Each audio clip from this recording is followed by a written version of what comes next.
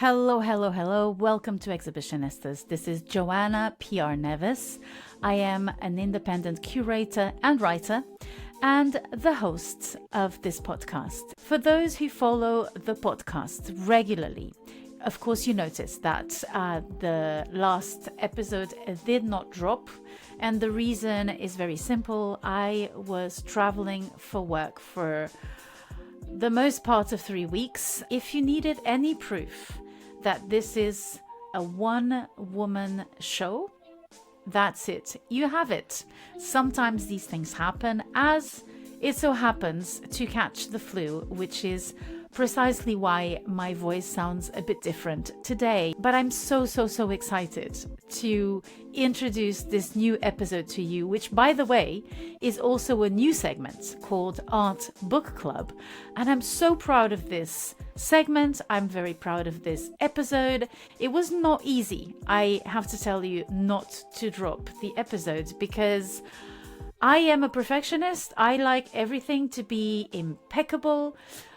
But also, this is an independent podcast, and if you needed any more incentives to finally click on that link and donate, I think this is it, isn't it? You know, this podcast cannot exist without you, and it can only thrive if you become a member. So there's many ways to do it.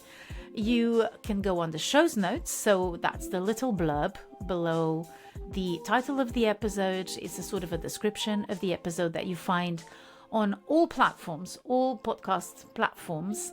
And you have very different ways to contribute. You can subscribe to the Substack, which by the same token is a way for you to subscribe to the newsletter. So as you know, I'm a writer. I don't do newsletters. I find them a waste of time, a waste of space. So usually what I do with the newsletters is that they become a sort of a text. They're also filled with links, information about the episode.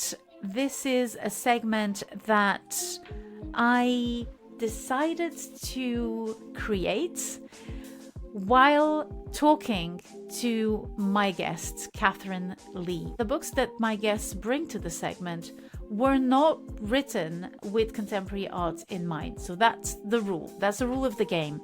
It has to be a book that is not about contemporary art.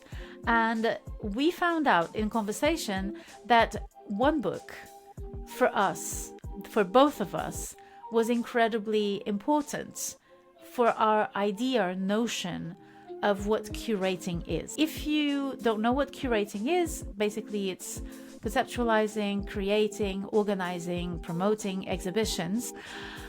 I think that the beauty of the fact that you can be influenced by a book or an author, a vision that speaks about something other than your job and bringing it into your own craft means that even if you're not a curator, you can always take something from these episodes. I'll tell you a little secret. I listen to a lot of podcasts about business, about stand-up comedy, acting, because having methodologies from other areas can be useful to your own. So for example, at a certain moment, believe it or not, I was really stuck when it came to public speaking.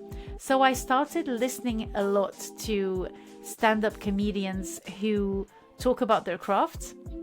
And it really inspired me to see how they develop an idea, how they verbalize it, how they lead you to the pun, how they deliver the pun. And it helped me quite a bit. So there's always information you can get that you can apply to your own area. And this guest, let me tell you, does not disappoint. She is such an original thinker. So I can tell you now that the book she chose to bring is Ursula K. Le Guin's very short text, The Carrier Bag Theory of Fiction. We find out that a very small shift in perspective can include a whole community of people. So, without further ado, I will leave you to the episode. As for myself, I am going back to bed, but I hope you enjoy this episode. as much as I did recording it. And don't forget, click on those links. Help me continue this amazing adventure that is Exhibitionistas. Let's do this. Welcome to the segment Art Book Club.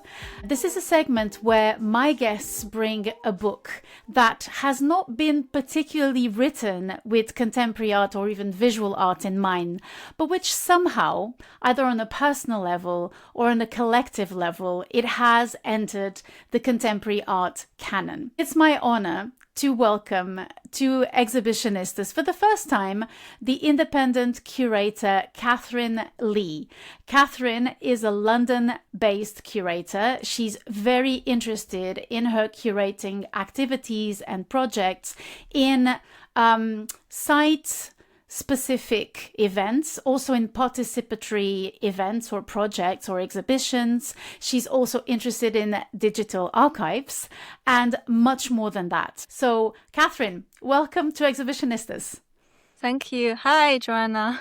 Hi. Thank you for inviting me for this amazing project. One of the opening you hosted in your project space, we were talking about random topics, about how that it feels like to be a curator. And obviously our conversation, there's a gap between two of us, as you know, we haven't met before officially, and we have different experience. You are much more experienced in the industry. I'm a emerging curator who just, engaged in this industry for like 5 years or even less. So, and I was amazed by how quick we bonded with each other. Yeah. With really quick and simple questions. But that's because you asked the question, didn't you?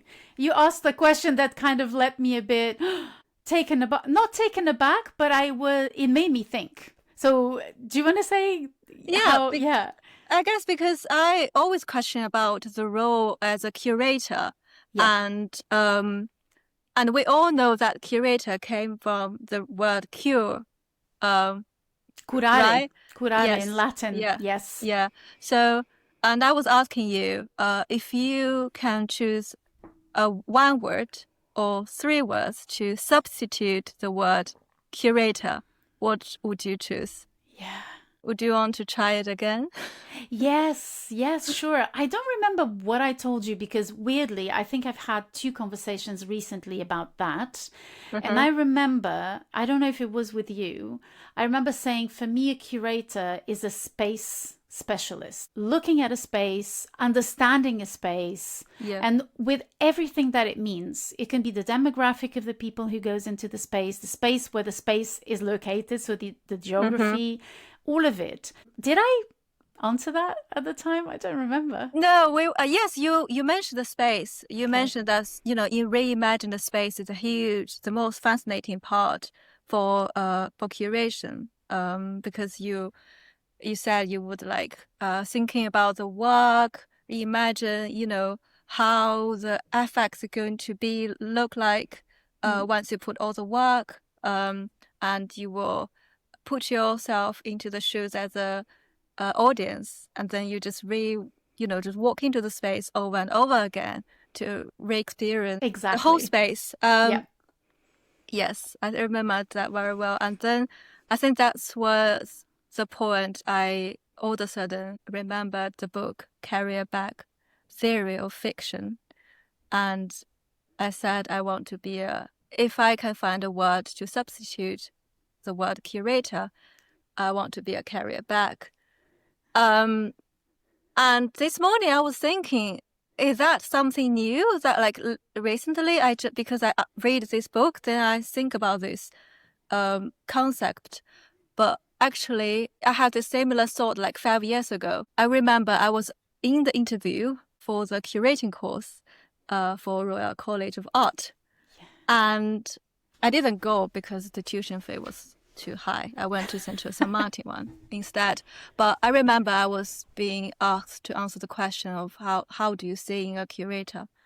I said, I see a curator as an empty box. An empty box that is capable for anything, no matter it's beautiful or not beautiful.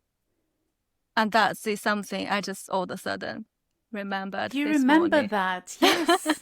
And then So this is funny. such an interesting coincidence, because when I read the career bag, I was, oh my God, the idea is so refreshing for me as a curator. I want to be a curator, a person who carrying a bag all the time. And I thought it's something really innovating and refreshing. And actually, I had the same thought 5 years ago without reading a single piece of writing like this. And I have very limited experience, like practical experience. I just finished my BA, and I haven't really stepped into the real industry. Like, Yes, yeah. so that was...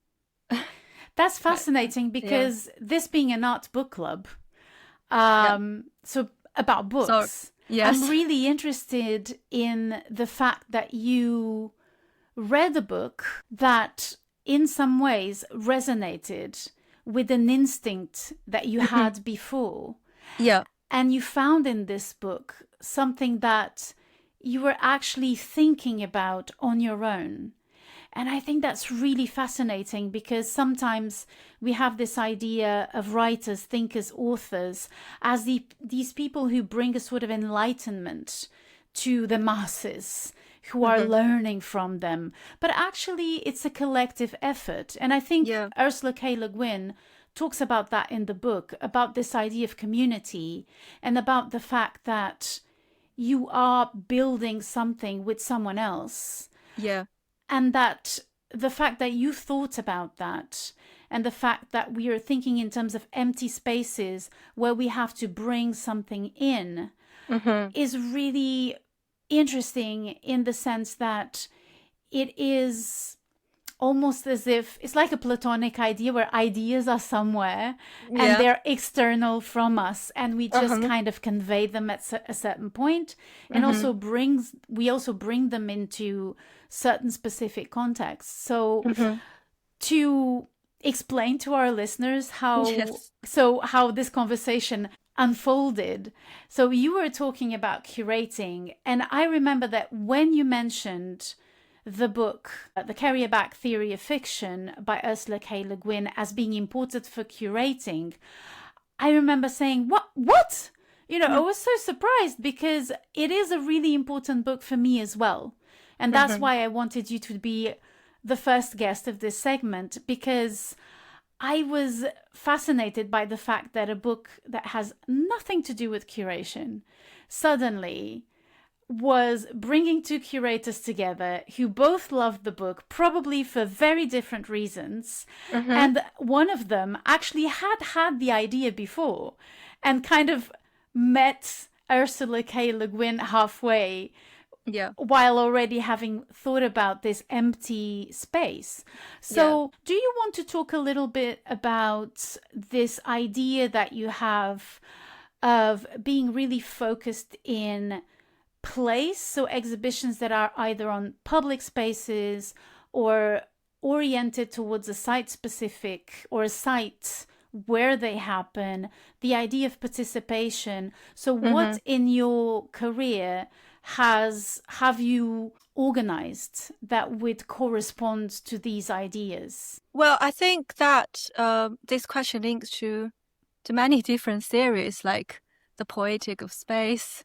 So in terms of the space-related practice, I did a lot of research towards participatory art, and my question was always about how a space is able to cultivate a community, and through participation, how a community or people entering the space could make changes to the space.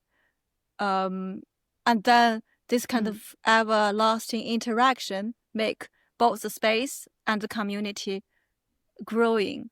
And this idea fascinates me, and that's really parallel with this one of the core idea in this book of Carrier-Back Theory of Fiction, which means, Le Guin was suggesting you have a bag, you put the thing that you found interested into this bag, and this bag is holding for all the voices, all the experience, all the relationships that all happening just within this tiny space. So she is not suggesting, you have to expand your practice into like massive space. But in a way, she is suggesting another way.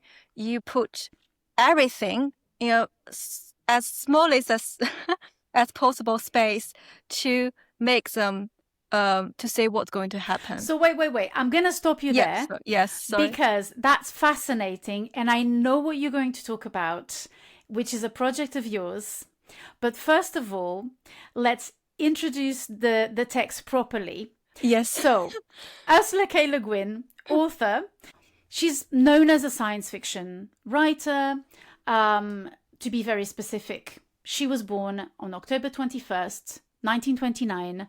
She passed away recently, 7 years ago, on the 22nd of January of 2018. She's a Californian, born there, she lived there, and she developed her work there. She had a few stints in Europe. She was a Fulbright scholar, so she came to Paris to study, where she met her husband. Then she went back, and then she had another stint in Europe to study much later. But she's basically she was a California-based author, and she wrote poetry. She started as a poet. She wrote short stories. She's mainly known as a science fiction writer, but she also wrote absolutely mind-blowing essays. I think she's a marvelous essayist because she knows how to write about complicated things in simple terms. So do you want to introduce the book? So the book is called The Carrier Bag Theory of Fiction. Oh, we have the same one. Yes. Look at that. We have exactly this. And it says used up and dirty and folded, yours as much as mine.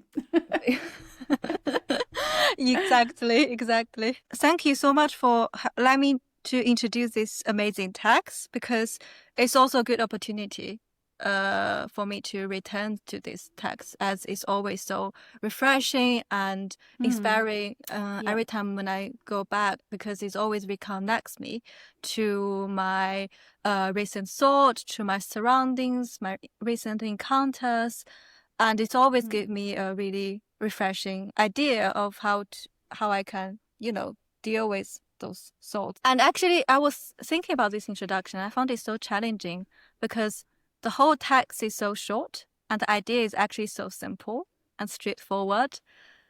But the depth of it, the constellation of thought it sparks, it actually make any kind of brief introduction reduced is what this text want to open up. Yeah. So, I'll try. I'm sure you can do it. I'm sure you can do it. So, in short, the Carrier Bag Theory of Fiction was written by Ursula K. Guin in 1986, and it was first published in Woman of Vision, Essays by Women Writing Science Fiction, edited by Dennis DuPont in 1988.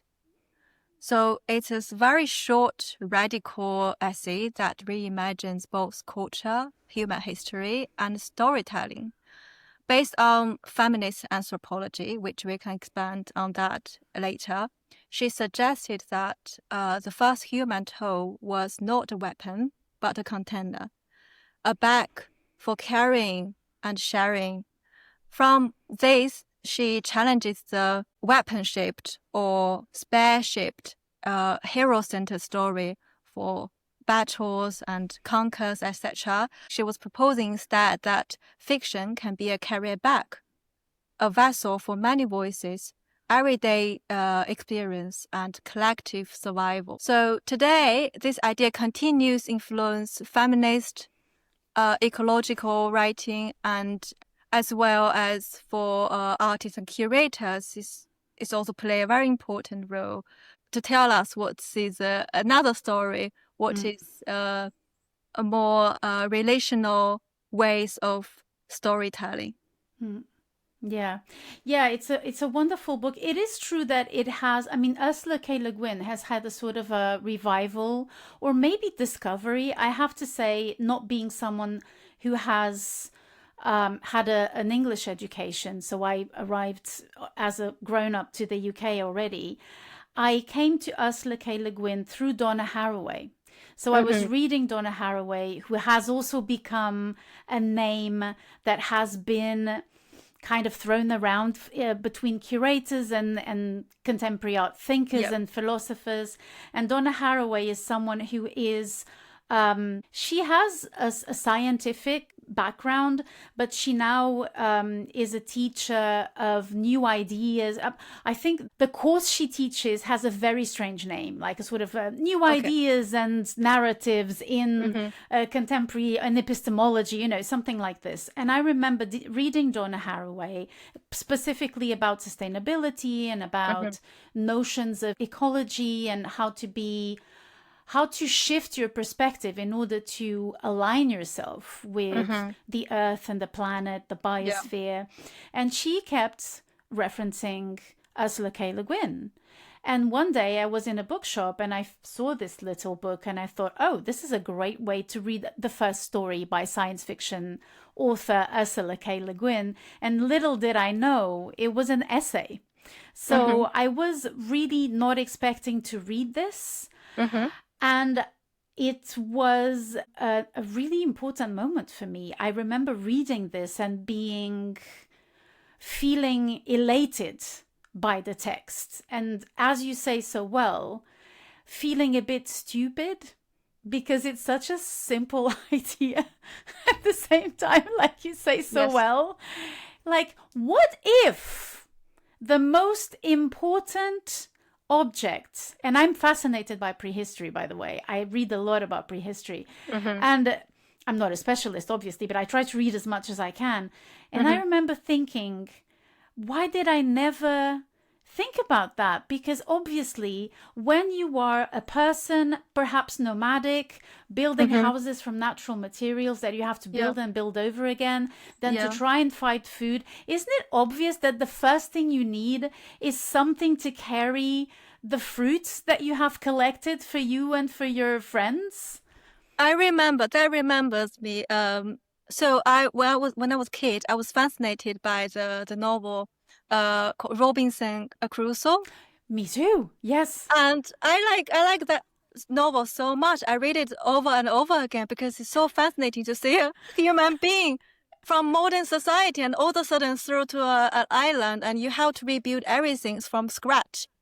And I remember very clearly that we need to revisit that. That's novel, the next art book club. I think that's your next episode with Exhibitionistas.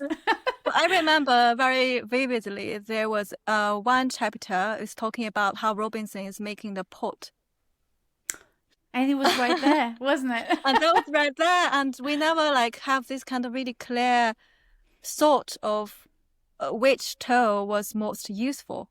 You haven't told us how you have come across the book. How did you find out about it? When did you read it? How did you feel about it? How did that happen? How did you encounter this book? So it was very interesting and also surprising. So 2 years ago, actually, last year, I did an artistic exchange project in which I call out for all London artists to submit a artist lunchbox to me. And therefore, I could carry all the lunchbox to Vienna because I'm going to do a curatorial residency over there. So I'm going to stay in Vienna for 10 days. So I'm going to carry all the lunchbox to Vienna and meet another bunch of artists. And then another bunch of each artist from Vienna would receive one lunchbox that prepared by London artists. And then the Vienna artists could use the lunchbox that made by London artists to create a new work. And then one of the artists who was participating from London, when he was submitting his box to me, he said, "Oh, your projects, you should read this text by Ursula K because your project sounds really similar with what this book suggesting." And I was like, "Oh, tell me more." And then I got this book, and then I read it in Vienna, actually, during my residency. Found it fascinating because what I was suggesting for the artist to do with the lunchbox, because it's not actually asking people to prepare an actual lunch. Instead, I asked everyone to find a box, a lunchbox, for example, and look at your studio or your home or wherever your practice is based in, and put materials that is unwanted, wasted, or sabotaged in your studio into this very little box. The prompt was really, really, really open. I would say open. Yes. Even you give me a box of air, you say it's air from a studio, that's even fine, as long as you tell me it is air from your studio. Right. So it's like anything. Right. Object-based or non-object-based, saying this is all fine. It can't be valuable thing. It can't be. And for example, if you're a painter, you have a off-cut from your canvas, a draft or a sketch that you just throw away. And you don't want to really throw away because you still want to keep in your studio in case you need it one day. Things like that. But I also give a little bit a suggestion that I hope those materials or this whole box can reflect you and your practice. But it has to be not unvaluable stuff like rubbish. It has to be rubbish. Things like that. And then I did that open call, and just in 10 days I received 25 boxes. It was so funny. And people just carry a little box and come to me. And then the artist who was so funny, the artist who was recommending me this book, he told me, "Oh, this practice is amazing because, you always treat your studio space as let's say, a sacred space for producing artworks. And those artworks have to be, go out of get out from the studio, go to the galleries, and be ready for the critiques from the public and curators. And then once you start looking of every corner of your studio, it's just so funny, and because you all finally realize the whole ecosystem that you build into this studio, and those little things that are grown up with you, they are rubbish, they are drafts, they are sketches, they are finished tubes or cut off woods or stretcher bars. You've been accumulating all this, but all to serve this central goal of the studio practice, which is producing artwork. But because you're so focusing on this artwork production, you almost forget all these little things that are around you. And he found this practice fascinating because once you put your attention to these little things, the whole studio is like a total different thing to you. It's like another world. It's like what you said, it's an ecosystem. It's an ecosystem. Right? Everything participates, even the unwanted things, like you said, participate and have an active role in this ecosystem. That's what the artist meant, right? Yes. And then once he starts to putting things, because he need to be selective to put things into that very box. And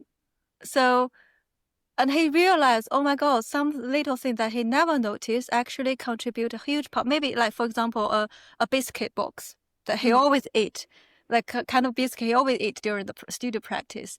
And then you have really refreshing thought on this biscuit because you have this intimate relationship with this very kind of biscuit. And then he put everything into that box, even a sock. I remembered very well about his. Imagine when I opened the box, I was like, oh my God. I was like, this box smell like another world. I mean, no.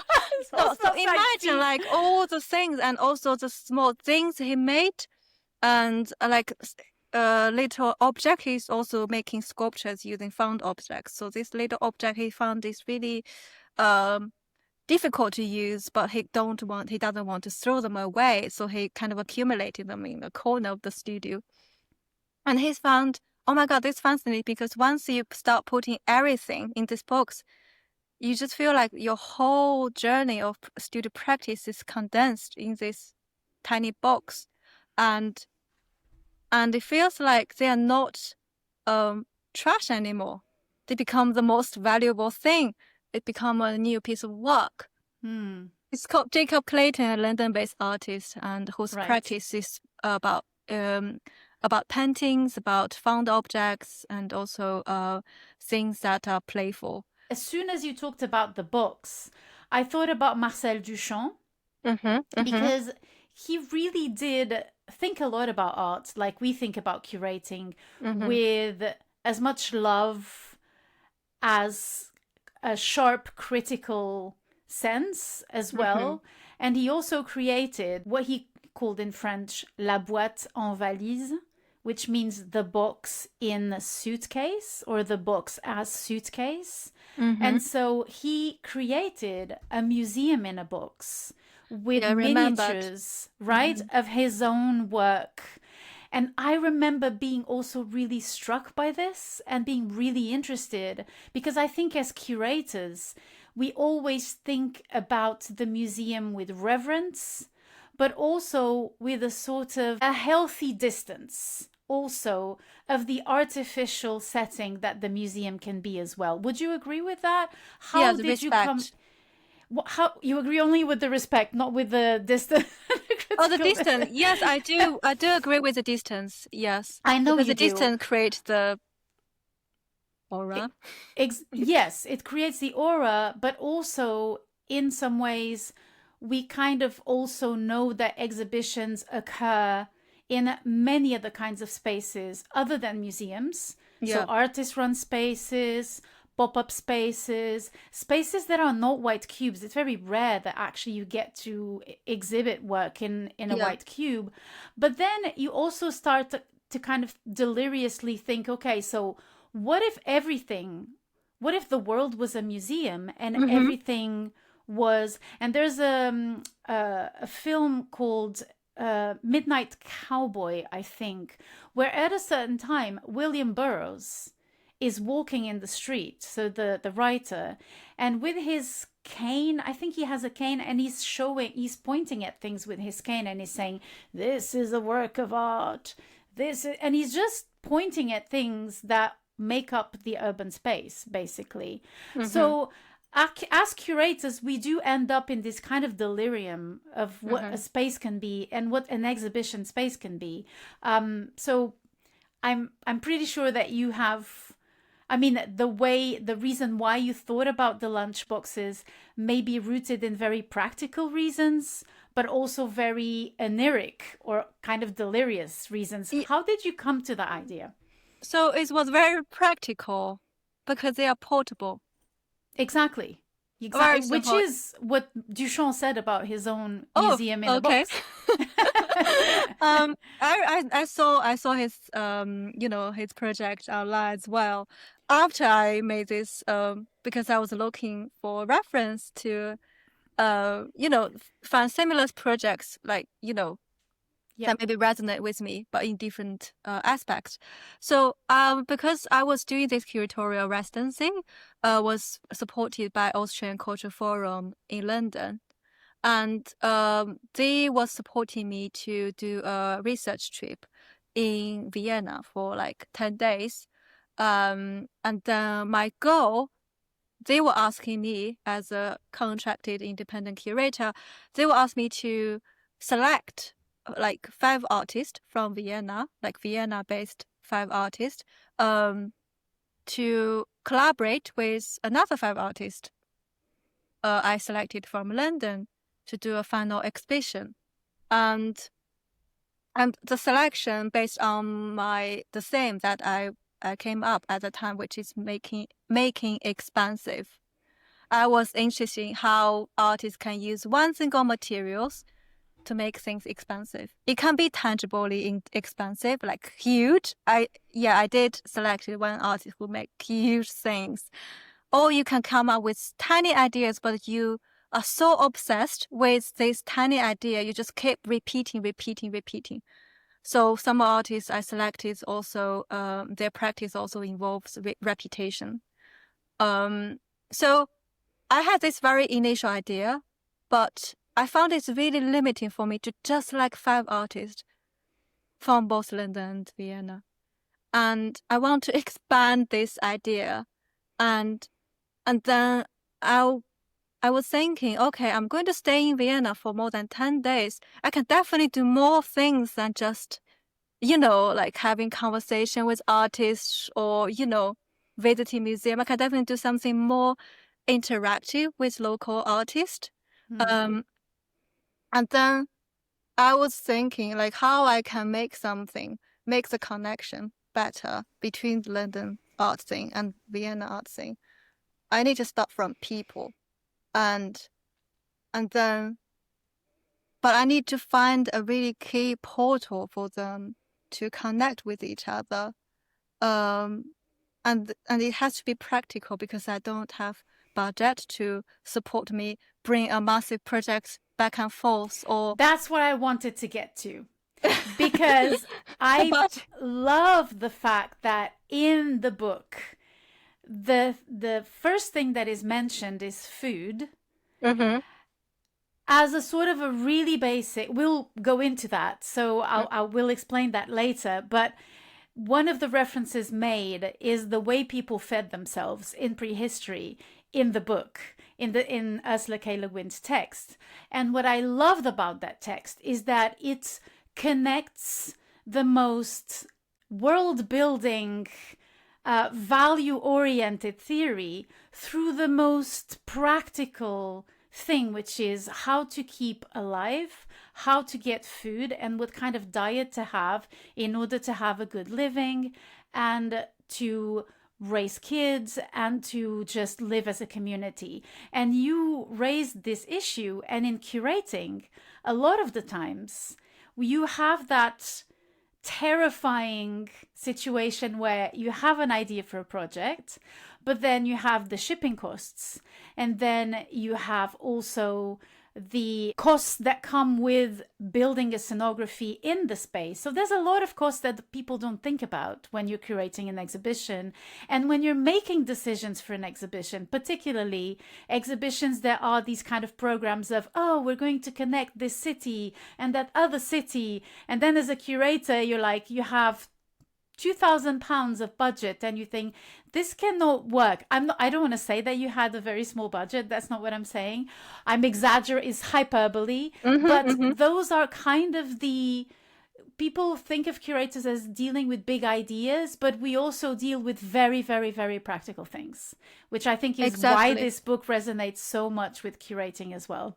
Yeah, you have to survive. And in order to survive, you have to come up with the most simple, but we think is innovative ideas. Yeah. Yes, and another important thing is then another core point from this book is how to make things more collective, because you need to think about, you need to be able to create something, create a space that is capable to hold more things, more voices.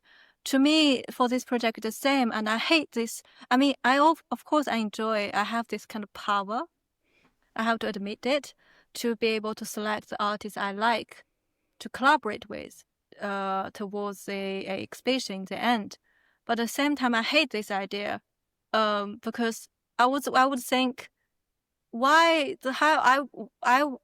should it be me holding this power of selecting those artists, and artists they need to be selected in most of cases, and then why I should have this killing power, and I hate this. That's why I found participatory art is so fascinating, because you give people options, and these options are open to everyone.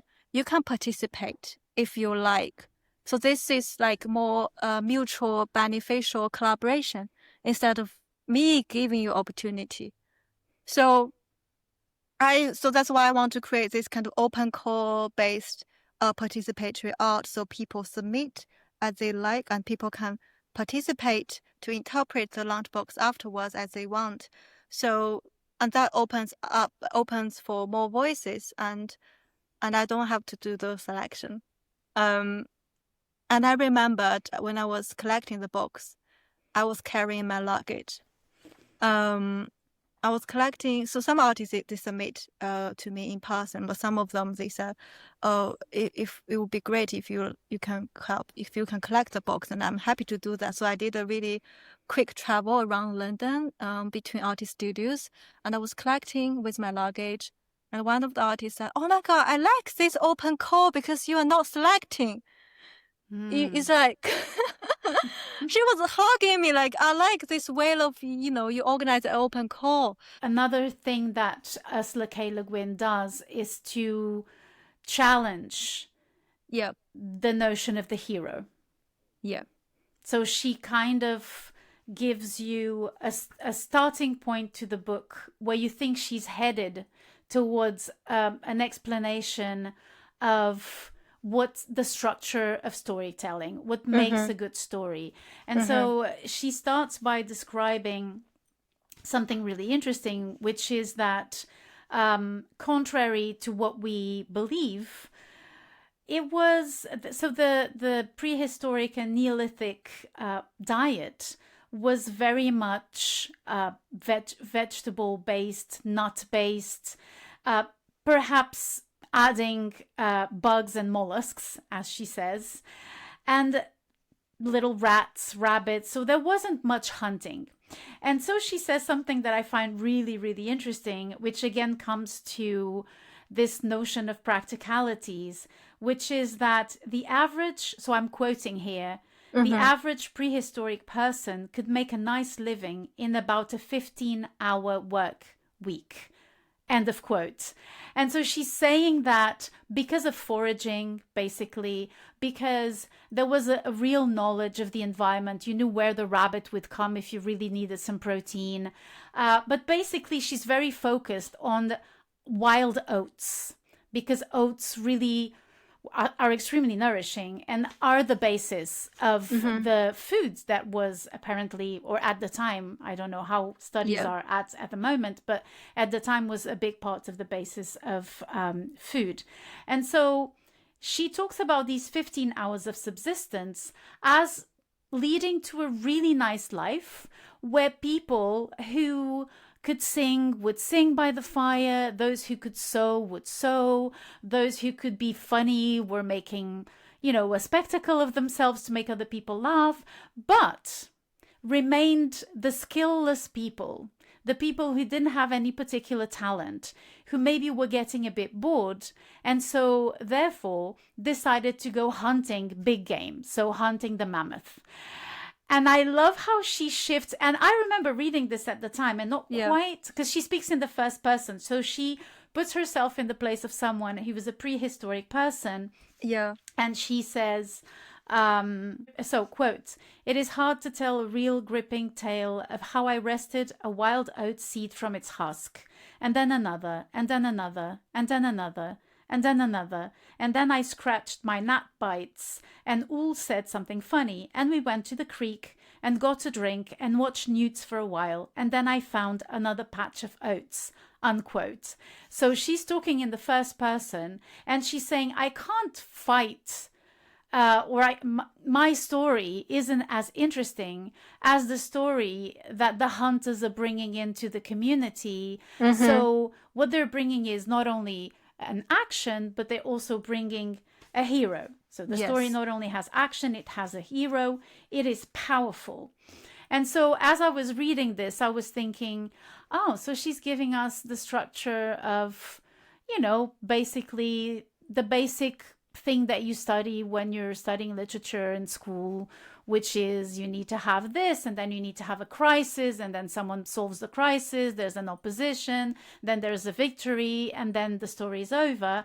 And I was a bit disappointed until she flips the script which I should have seen coming, obviously, when she started talking about the skillless people who become hunters. And she changes the perspective completely by bringing up Virginia Woolf. It's a really, like you say, it's a very simple text, but she goes very far. So she brings Virginia Woolf up, and then she brings someone who I didn't know, who was Elizabeth Fisher, who was a writer and an editor who published a book called well, actually, she doesn't quote the whole title in the text. So the book is called Woman's Creation, Sexual Evolution, and the Shaping of Society. Exactly. And it was nominated for a Pulitzer Prize in 1979 and I think published in 1977. So suddenly the story is completely flipped. The perspectives are completely different. And that's when I was hit like a ton of bricks by reading this thing. And it is a little bit, there's a parallel there with the notion of the curator as hero. Or did you... Yeah, it's like what I just mentioned. Like, I don't want to have that kind of superpower of being able to save or kill certain people. Exactly. That's why I feel so resonated with. And also, if we look ahead, there is someone who is have more superpowers, more like a hero, and someone is beyond my league, and I can't even say him, or she, or they.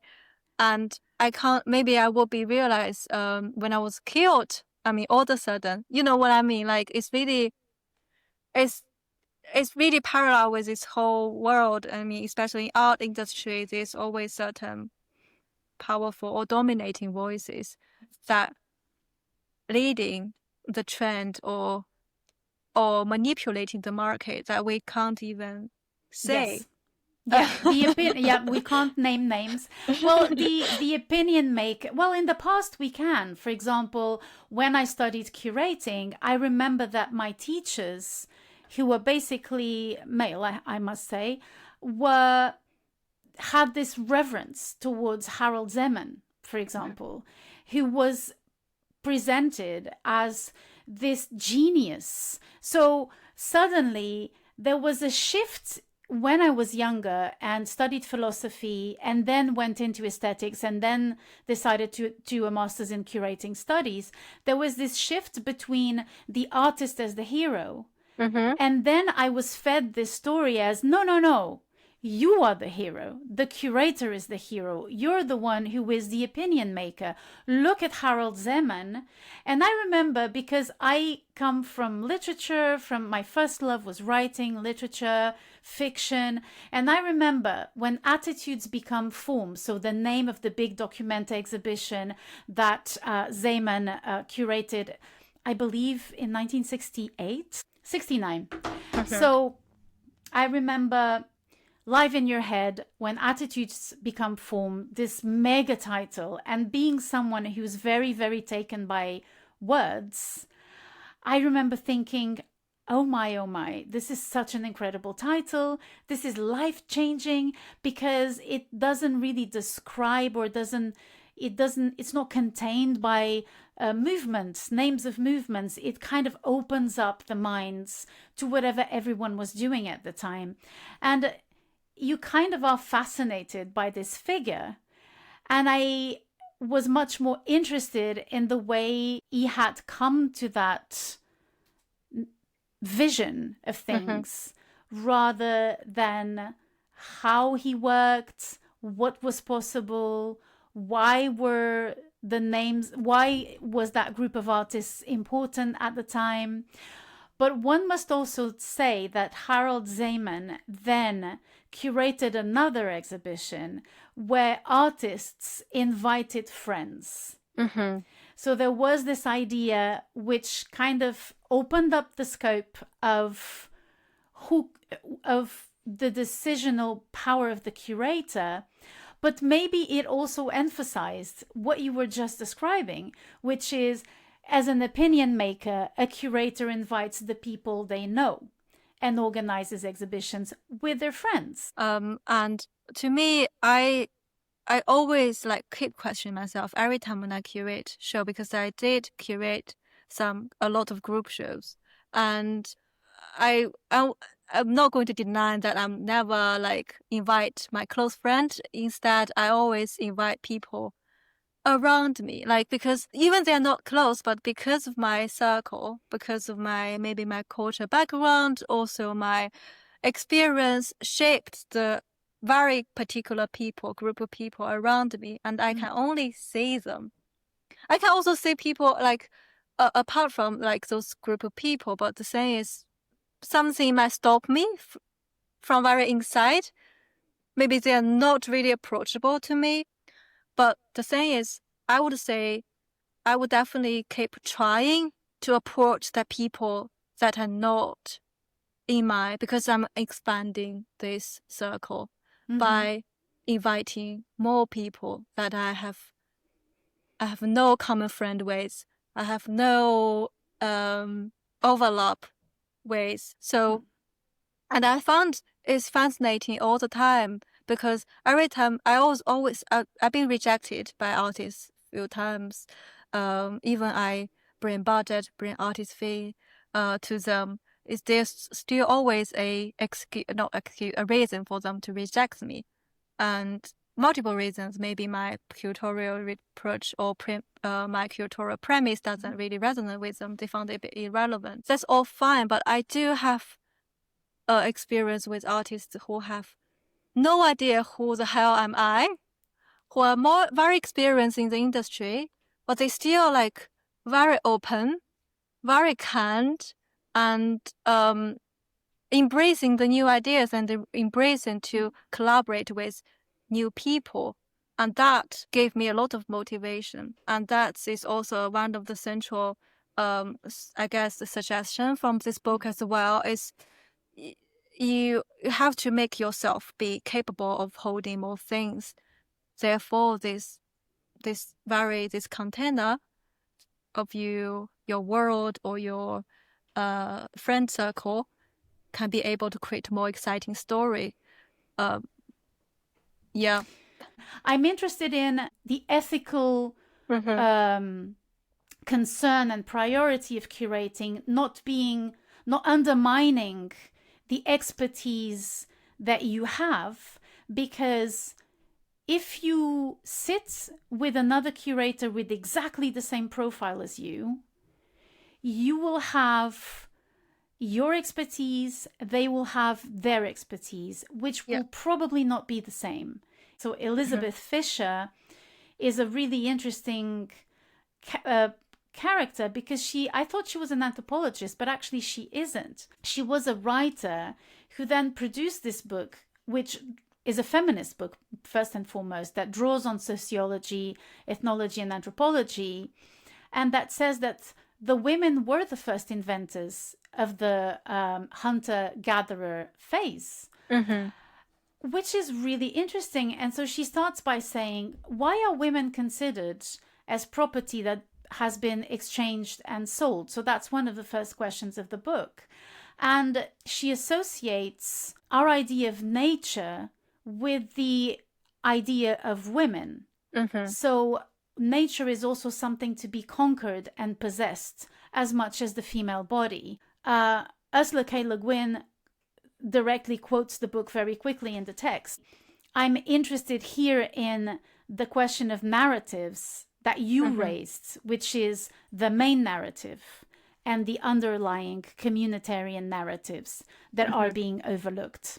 So for me, when I read the text, the feminist perspective was really interesting, because, and I see the way you read it as it being really effective, because it's not only defending a female perspective of nature, of life, of anthropology, and of knowledge. It is saying, you called us female and you put us in that role, but actually this is all about community.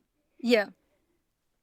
When I doing the curatorial practice, and I never think, I mean, this is something, as you just said, you think I have more experience, but I if I have to count it, I don't think I have really long profile, but I treat every project like a child. And it's like something I need to protect with all my effort. And that's why I overthink even too much.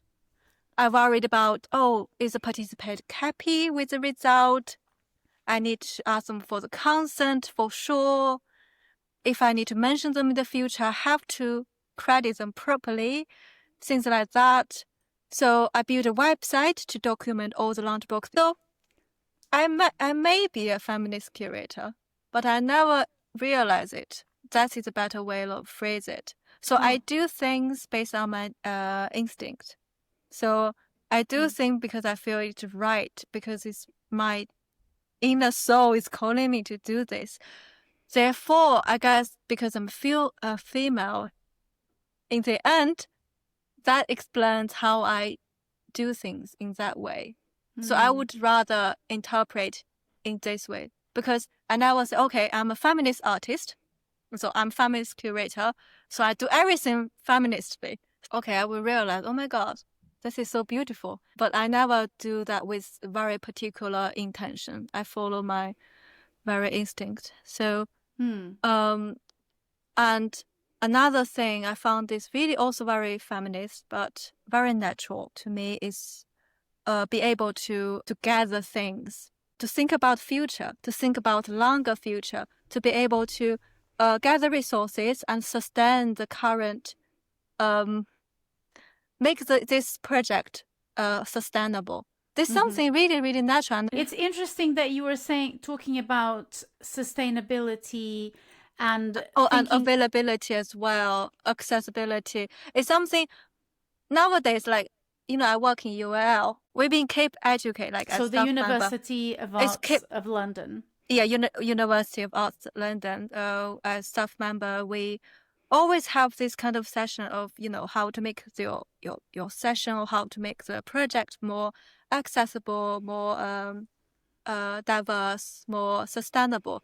It's something that people keep yelling all the time nowadays. But the thing is, it's something so natural. That's why this book fascinates me. It's like we've been yelling those manifestos all the time, and we encourage everyone to be accessible, be sustainable. But prehistory people already been doing that without any single thoughts of what is sustainable. Yeah. So, and that is really refreshing for me. And then once you understand why people are doing this, you will be able to doing everything more naturally, more really follow your heart, more genuinely, instead of just to tick the box. You were talking about prehistory, and you were talking about the way the Ursula K. Guin describes the way the Neolithic people live. So in a sort of a harmonious relationship with things. Yep. The exhibition space is a museum, is an art center. But you're seeing that maybe the exhibition space is something else, is somewhere else.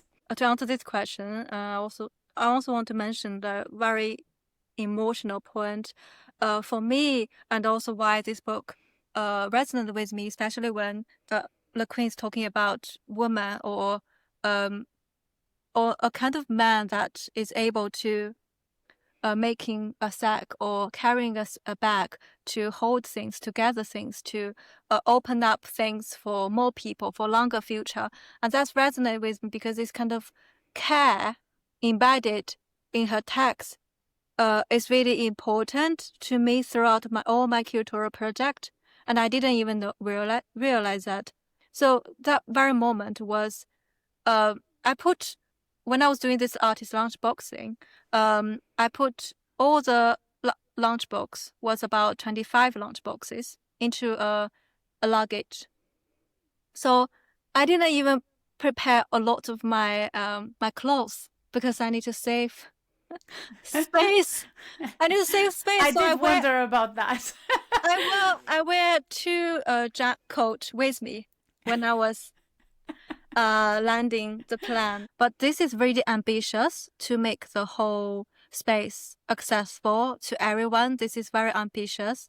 But I would try my best, and I'm been learning and also improving. So, but this will be definitely a huge part of my learning journey as a curator. You're not at the center of the operation. You're not the decision maker, and you are not the person who's the hero, right? We were talking about establishing a parallel between the curator and the hero.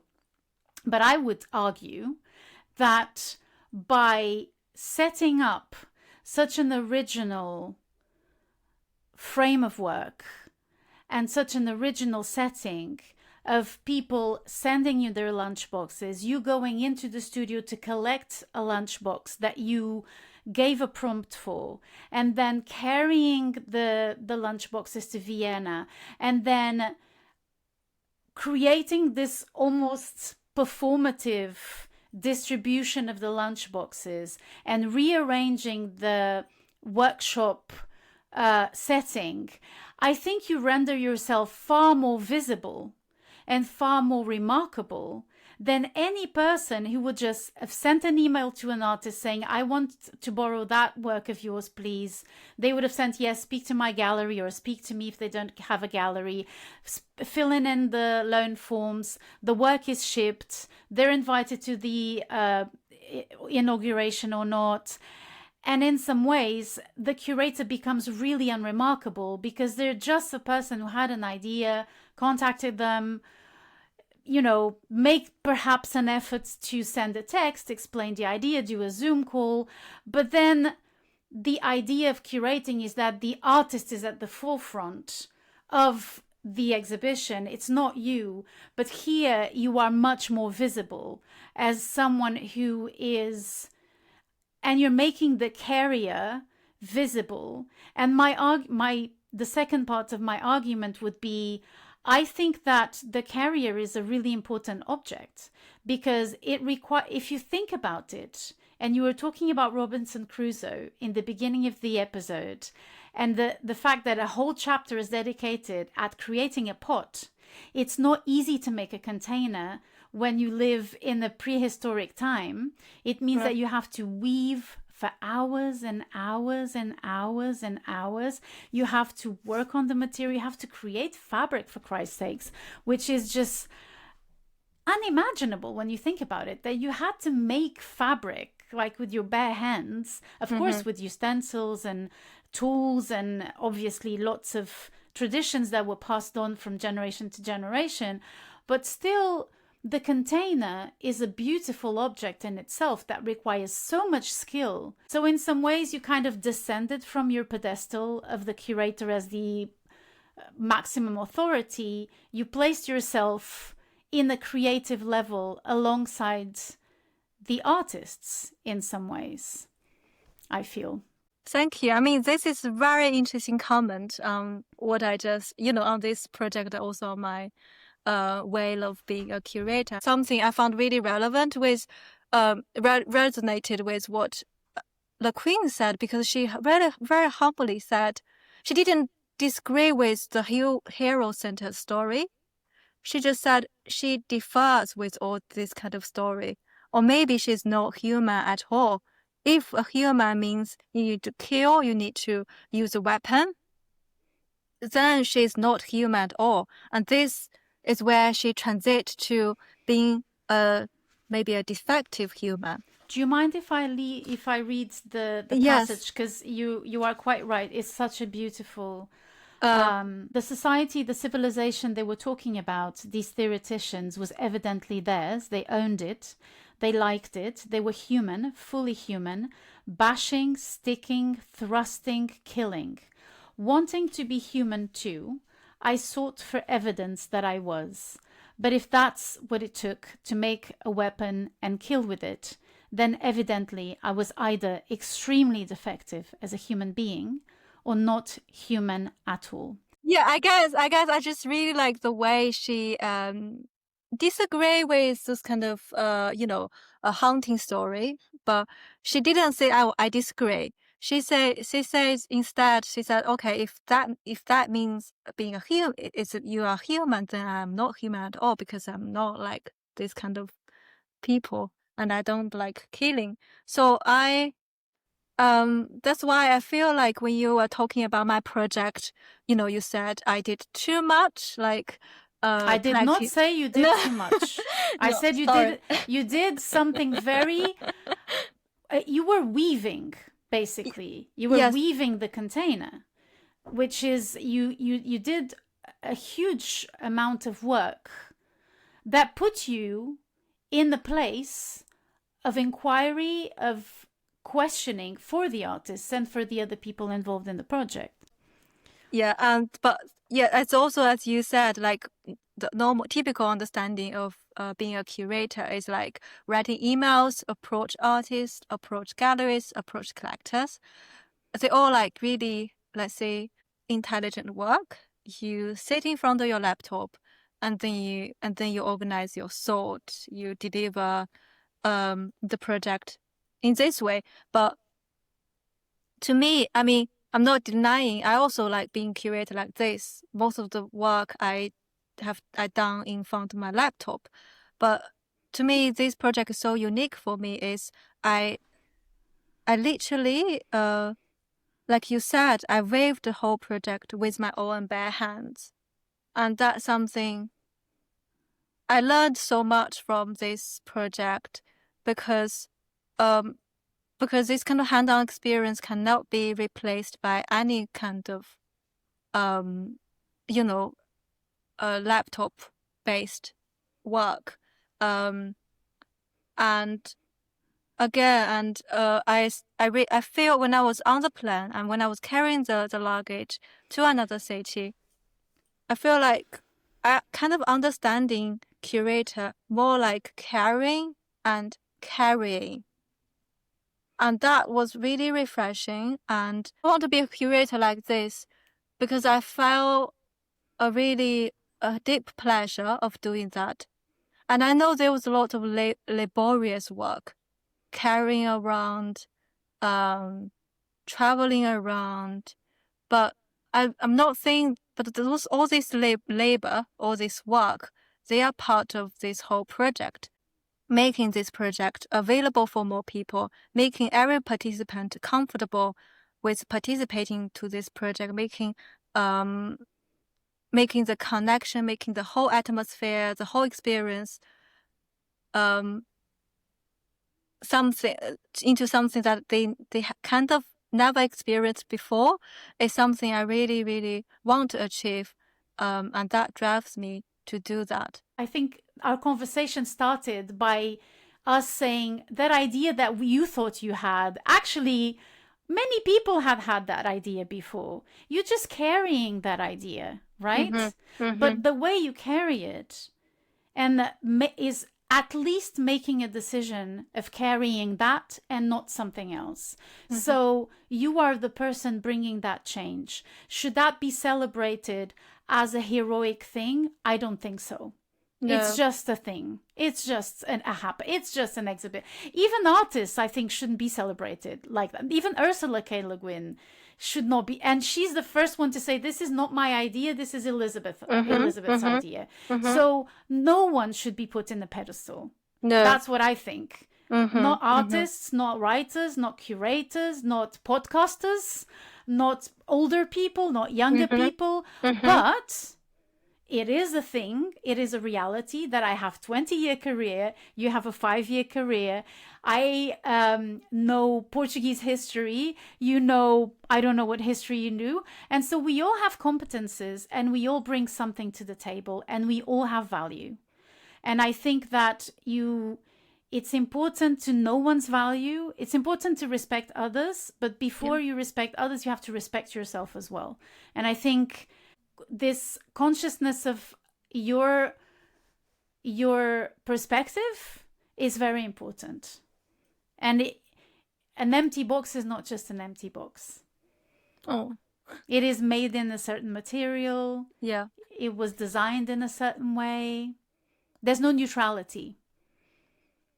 And also the thing that you put into the box also matters a lot. Like more. More. So more. Yeah, so back to the lunchbox project. I mean, without those artists, those very open artists who are so excited with this kind of idea, and without their contribution, they are really, really generous. Some of the books they submitted was like so beautiful, like a treasure box. I have a question for you, which is Yeah. the value of I'm intrigued by what you said, which I don't think I've ever thought about, which is this idea of carrying. I'm really interested in that idea of being a carrier of something as a curator. What does that mean in terms of action, and what do you see yourself carrying beyond the artwork, obviously? I think this is very good question, and also been thinking about that a lot. Like, why would I like to describe myself as a carrier instead of... Yeah. I found it's more accurate than curator. Because curator feels like I'm a doctor. I'm doing some surgery. Absolutely, I completely I'm doing some agree. surgery to the artwork, then they are not ill. Or a wellness provider, because you're healing or something. Yeah, you're healing something, strange. But it's more like you kind of presume that the artwork, they are ill. It makes me feel like I'm a person who is walking on this journey of being a curator, and on this journey, I might encounter many things. I encountered you today. Tomorrow, I might encounter another person. Even I'm watching a TV program, I encounter some thought. So all these encounters are very important to me if I see myself as a curator. I think that's a really beautiful. Interesting point. It's a beautiful way of putting it, I have to say. And also, I think the interesting point is the personal aspect of it. Was it intentional, or do you really believe that it's a personal preference? Or that curating is bound to the person's experience? I would say very much so. Although we would try to, I would try to make everything too personal. But the thing is, it's something you can't really avoid. It's something, because I'm a person in the end, I would definitely, but my choice, I would say my choice might be made even before me. So it might be made because of my culture, because all the education I received, because this whole environment is feeding me with some informations. Therefore, I made my choice, and this choice is made by the combination of my personal preference and the wider, broader culture context. So I embrace this fact that I might make some decision because this is my personal decision. But also, I think it's something more beyond is driving me to do that decision. Also, the description I just used might be a bit abstract, like a person carrying a bag on a journey. But I think this is the most accurate way to describe my feeling as being a curator, because you do encounter so many new things. And the most important thing is having this open mind and always aware that you are on the journey, that you are observing, you are absorbing things around you, the informations. And you feel responsible for those you feel things responsible because you, since you have finished this action of collecting things, you was like, okay, this idea is so fascinating, I need to put on my list, and I will think about that later. So to end this really lovely conversation, where I learned so much and kind of shifted perspectives, which I think is what this book is about shifting perspectives in a way that seems so obvious and yet you haven't been looking at. So I feel that that's what you brought to me today. why don't we choose the bits in the final part of the text that you could read? So do you want to read your final paragraph towards the end? Oh, yes, because this paragraph is mentioned something we haven't yet mentioned, but I think it's good enough to understand what Le Guin is trying to suggest. So this paragraph is saying, one relationship among elements in the novel may well be that of conflicts, but the reduction of narrative to conflicts is absurd. Conflicts, competition, stress, struggle, etc., within the narrative conceived as carrier bag or belly or box or house or medicine bundle may be seen as necessary elements of a whole which itself cannot be characterized either as conflicts or as harmony, since its purpose is neither resolution nor stasis, but continuing process. Yeah. And what's funny is that my excerpt is the next paragraph. That's good. So this is really interesting because in some ways, do you think she's saying that she's not against conflict, No. but that conflict is just a small part? Yes. It's she's trying to decentralize the idea of conflicts, because as you said at the very beginning, when you study literature, you were taught that the conflicts are main reason to drive the whole narrative. But for Le Guin, narrative is just part of the story, and it's same with all the other elements as a whole, and the final purpose for the whole story of the whole story to interpreting or incorporating the conflicts is just trying to make everything keep going. It's not the ultimate goal is not to highlight the result or the outcome of these conflicts. And so in some ways you're having a really narrow perspective of what being alive is, rather than expanding, like you were saying in the beginning, like that your goal is expansion. Yeah. I highlighted so what comes next, which is, so she says, quote, "Finally, it's clear that the hero does not look well in this bag. He needs a stage or a pedestal or a pinnacle. You put him in a bag and he looks like a rabbit, like a potato. That is why I like novels. Instead of heroes, they have people in them." Very beautiful. She's incredible. What a small text. I think it's probably going to be the smallest text someone's going to bring to the art book club segment. And so well, thank you so much. This was so pleasurable and so enlightening, and such a pleasure also to revisit this text. So thank you so much, Catherine.